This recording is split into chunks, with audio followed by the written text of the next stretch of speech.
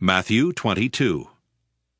And Jesus answered, and spake unto them again by parables, and said, The kingdom of heaven is like unto a certain king, which made a marriage for his son, and sent forth his servants to call them that were bidden to the wedding, and they would not come. Again he sent forth other servants, saying, Tell them which are bidden, Behold, I have prepared my dinner. My oxen and my fatlings are killed, and all things are ready. Come unto the marriage. But they made light of it, and went their ways, one to his farm, another to his merchandise. And the remnant took his servants, and entreated them spitefully, and slew them.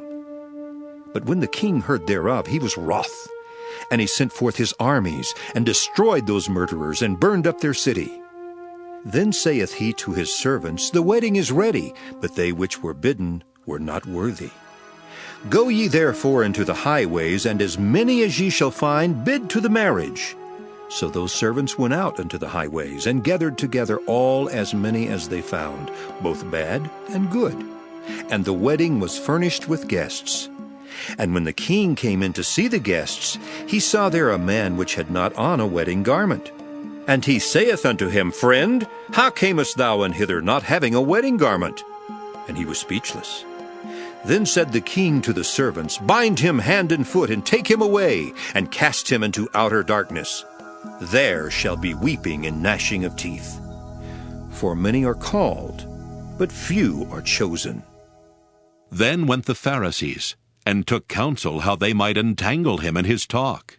And they sent out unto him their disciples with the Herodians, saying, Master, we know that thou art true, and teachest the way of God in truth. Neither carest thou for any man, for thou regardest not the person of men. Tell us, therefore, what thinkest thou? Is it lawful to give tribute unto Caesar, or not? But Jesus perceived their wickedness, and said, Why tempt ye me, ye hypocrites? Show me the tribute money. And they brought unto him a penny.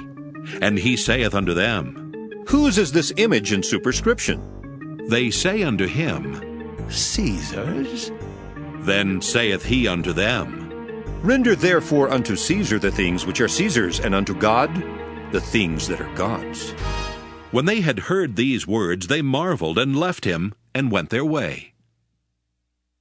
The same day came to him the Sadducees, which say that there is no resurrection, and asked him, saying, Master, Moses said, If a man die, having no children, his brother shall marry his wife, and raise up seed unto his brother.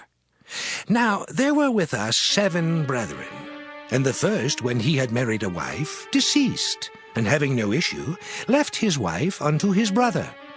Likewise the second also, and the third unto the 7th. And last of all, the woman died also. Therefore, in the resurrection, whose wife shall she be of the 7? For they all had her. Jesus answered and said unto them, Ye do err, not knowing the Scriptures, nor the power of God. For in the resurrection they neither marry nor are given in marriage, but are as the angels of God in heaven. But as touching the resurrection of the dead, have ye not read that which was spoken unto you by God, saying, I am the God of Abraham, and the God of Isaac, and the God of Jacob? God is not the God of the dead, but of the living. And when the multitude heard this, they were astonished at his doctrine.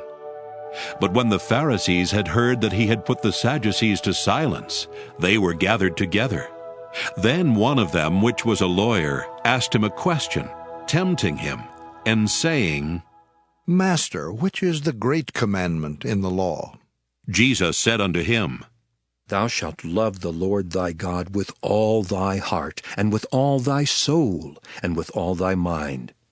This is the first and great commandment, and the second is like unto it. Thou shalt love thy neighbor as thyself. On these 2 commandments hang all the law and the prophets. While the Pharisees were gathered together, Jesus asked them, saying, What think ye of Christ? Whose son is he? They say unto him, the son of David. He saith unto them, How then doth David in spirit call him Lord, saying, The Lord said unto my Lord, Sit thou on my right hand, till I make thine enemies thy footstool? If David then call him Lord, how is he his son?